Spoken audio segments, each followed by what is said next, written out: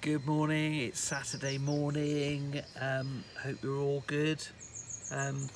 It being Saturday, I'm with Squirtle, so it's picture book time. We've just been in the hair salon, haven't we? Yeah. Daddy's hair salons, because we were doing hair chalks. Shall I flip it round a second? Let's. You probably can't see. Daddy was attempting to do rainbow, so it's a kind of like, it was all in separate things, but we were running out of hair chalk. It'll be cool when it's dry. Yeah. Cool when it's dry. I'll Yeah. post a picture when it's dry. Okay, right, there you go. Right, but picture book time. So what are we looking at today? It's kind of, I think by now anybody that's seen the kind of like the weekend ones knows that we have favourite authors. So again, it's a lot of favourite authors again today. Molly's, I think, put them in the order that we're going to read them in. Sue Hendra, what have we had so far of Sue Hendra? Oh, we had Cake last week, didn't we? Yeah. But we've not really touched any of the Norman, the Slug with the Silly Shell, Sue Potato, Barry the Fish with Fingers and things like that. So we've still got loads, however long lockdown goes on for, we've still got lots of Sue Hendras to go. But this one's a relatively new one. I think just before Christmas, was it? So Sue Hendra and Paul Lynette again, and Snowball. That's a good fun one. So we're doing that one first.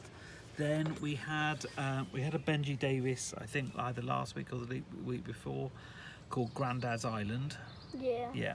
And there's two in this series. We're going to have the other one tomorrow. Maybe tomorrow we might have Grandma Bird. I don't know. Yeah, not the Storm Whale in Winter. I don't. Yeah, I think the Storm Whale Winter. It's just I don't know about Yeah. it. Okay. It doesn't. I don't think they necessarily follow up. The Storm Whale in Winter is a follow up to this one, but Grandma Bird is sort of set in the same world. So Benji Davis, we've got a lovely book called The Storm Whale. And like we say, we might have the follow-up to that either tomorrow, or we might have another book in the same series called I Grandma really like Bird. this story. Yep. And this, one of my favourite all-time books. So we met the illustrator here, a chap called Chris Riddell. This is gorgeous pictures. There was four books that these two gentlemen kind of like did. We're doing kind of one today called A Little Bit of Winter, which is a beautiful story. And we realised as we were putting these books together, there's a bit of a snowy theme today, because A Little Bit of Winter is all about snow, and Snowball is obviously all about snow. So The Storm Whale's not much. It's- But we should have had the Storm Whale in Winter today, because then it would be then like it would a have totally. been totally a snow. Yeah, Yeah. exactly. We could have carried the whole theme kind of through. But A Little Bit of Winter is a gorgeous story. All four books in this one, so I think we'll probably plumb some of these stories over the next coming weeks as well, if you like A Little Bit of Winter. Right, so what are we starting with? Snowball. Snowball. Right, okay.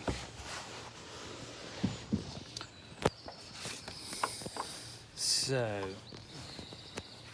Snowball by Sue Hendra. Miles up, all alone on a hill looking down, a little round Snowball gazed towards town. It looked so exciting, he wanted to play. It was time for some fun, and today was the day. If he stayed where he was, in the high mountain air, he'd have no one to play with, and that isn't fair. He made up his mind to go on a mission. The town would be fun, he had a suspicion. So off Snowball set with a jiggity-jig-jig. But he didn't catch sight of a pesky brown twig. Uh-oh. That pesky old twig caused Snowball to stumble. The poor little fellow had taken a tumble. As he skidded and bounced, what he yet didn't know was that he was rolling downwards. He'd pick up more snow. And as he rolled faster with grace and with vigour, he started to grow, getting bigger and bigger. He was picking up snow, bits and bobs, this and that. Pebble nose, sticky arms, and a sheep for a... I think I know what that's going to be. A hat. Oops, said the Snowball, but what can I do? Bah, cried the sheep, who was stuck on like glue. More snow piled on as he carried on growing, faster and faster, no sign of him slowing. He was boinging and bouncing down, down, down, crashing and spinning, heading for town. Rabbits and flowers were in for a squashing, and now he was heading for somebody's washing. Tumbling and twirling faster and faster. Oh my goodness, what a disaster. Got someone's pants on his head. Some spectacles here, some sausages there, romantic couples out for a meal. The mayor of the town, not her ladyship too, and no, Snowball, no, please don't visit the... Oh, hang on, no, I'm going wrong here.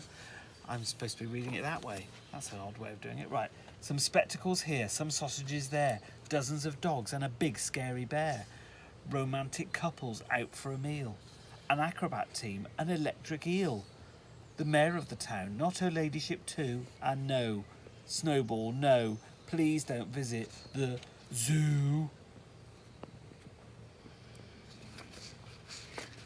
Squawking and roaring, growling and hooting, croaking and hissing, screeching and tooting. The Snowball was zooming as fast as a rocket, filling with stuff like a gigantic pocket. Zigging and zagging, down, down, down, down, bashing and smashing through the small town. Still gathering snow, he shot past in a flash. Then all of a sudden, an almighty crash. Out flew a pebble, some sticks and a sheep. Out came some socks and some pants in a heap. Sausages, dogs and a big scary bear. A romantic couple with snow in their hair. The acrobat team, the electric eel. The mayor of the town spinning out like a wheel. And not to forget the whole of the zoo. The Snowball had managed to swallow that too.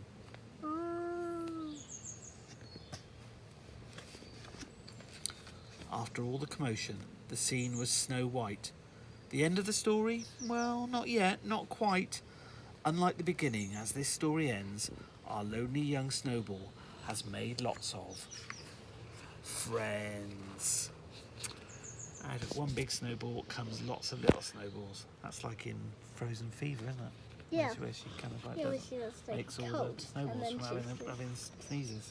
Yeah. Oops. And so it all starts again. With him rolling down the hill and picking up more Exactly, stuff. and picking up more stuff. So that was Sue Hendrick, Paul Lynette and Snowball. Right, which one are we doing next? I think it's the storm whale. Storm whale. I was going to say, I've put them out of order, that was my fault. So, the storm whale.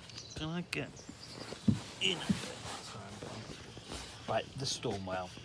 Again, beautiful pictures in Benji Davis's books. So, the storm whale. Noi lived with his dad and 6 cats by the sea. This book kind of reminds me of the caravan. Don't know why. It doesn't particularly look like the caravan down there, but it kind of reminds me of the caravan. Hiya. Every day, Noi's dad left early for a long day's work on his fishing boat. He wouldn't be home again till dark.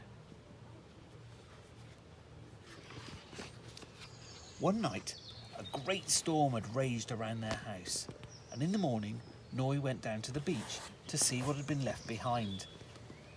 As he walked along the shore, he spotted something in the distance. Yeah, over there. Maybe it's the lighthouse that reminds me of being down the caravan, because we've got the lighthouse not far away, have we? As he got closer, Noi could not believe his eyes. It was a little whale washed up on the sand.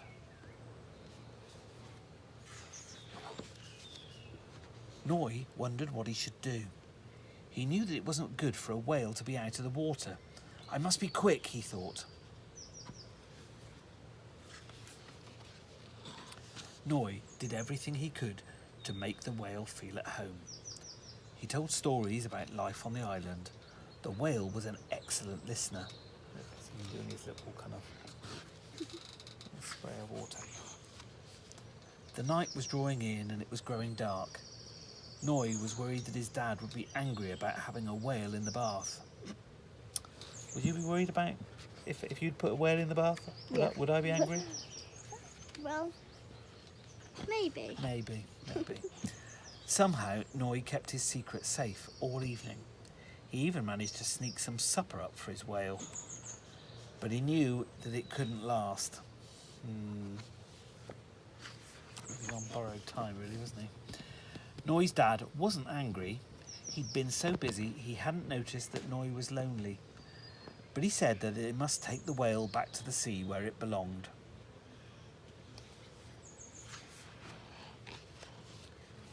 Noi knew it was the right thing to do, but it was still hard to say goodbye, and he was glad his dad was there with him.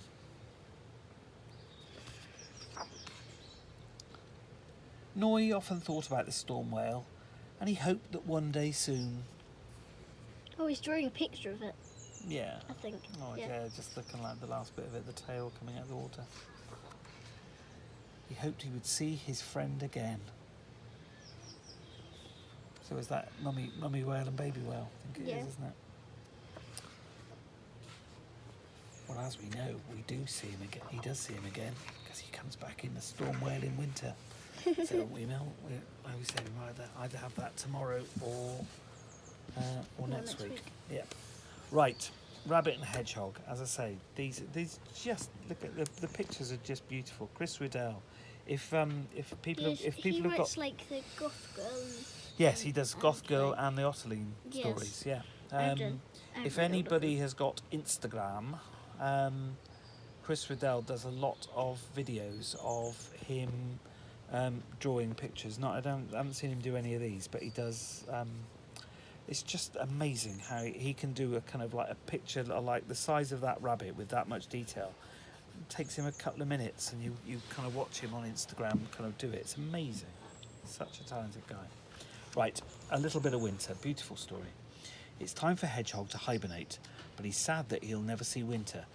Can Rabbit find a way to show him?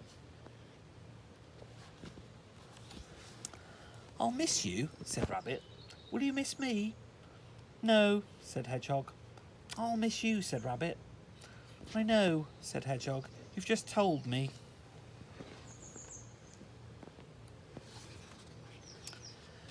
You are forgetful, said Hedgehog.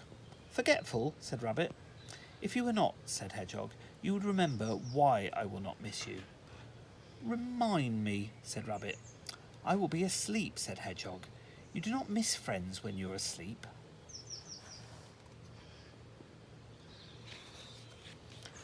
Hedgehog picked up a little sharp stone and walked to the tree. Rabbit ate a little green grass and then a dandelion leaf and then some clover. Hedgehog wrote a message on the bark. Dear Rabbit, please save me a little bit of winter for when I wake up. Love, Hedgehog. Sorry, you're looking at my really kind of... It's because I haven't totally washed my hands after doing your kind of like hair. Apologies for anybody looking at my hands. I haven't totally washed my hands like we should be doing at the moment. Rabbit, said Hedgehog, there is something I want you to do for me. It will be hard for an animal who is so full of forget, so I've written a message to remind you. I want you to save me a little bit of winter. But why? Said Rabbit. I want to know what winter feels like, said Hedgehog. Winter is hard and white, said Rabbit. Winter is cold. But what is cold? Said Hedgehog. I'm cold now, cold and sleepy, he yawned. Rabbit prodded his friend. Ouch, he cried. Rabbit, said Hedgehog, it is time for me to find somewhere warm to spend the winter. Rabbit sucked his paw. I'll miss you, he said. Winter was bad that year. Snow fell and the lake turned to ice. Rabbit was warm in his burrow, but he was also hungry. Look, there's the reminder. Dear Rabbit, please save me a little bit of winter for when I wake up. Love, Hedgehog. That is the trouble with winter, said Rabbit as he hopped outside. The colder it is, the more food I want. He looked around, and the colder it is, the less food I find. There was no green grass, there was no pink clover. Rabbit had to make do with brown leaves, brown bark, and a brown acorn. Look, he's eaten a crucial bit when he was eating that bark. When Rabbit saw the words on the tree, he dropped the acorn in surprise, and the acorn rolled. It gathered snow, and it turned into a small snowball, just like in Snowball. See? as if we'd thrown these stories together. We've got a theme going on here. Rabbit read the message. "Oh dear," he said. "A little bit of what?" The wind blew, icy cold, and Rabbit looked down at the snowball and remembered. "A little bit of winter," he said. Rabbit rolled the snowball over the snow. It grew bigger and bigger. Rabbit wrapped the snowball in leaves. "They'll keep the warm out and they'll keep the cold in," said Rabbit. "Then I shall store it underground."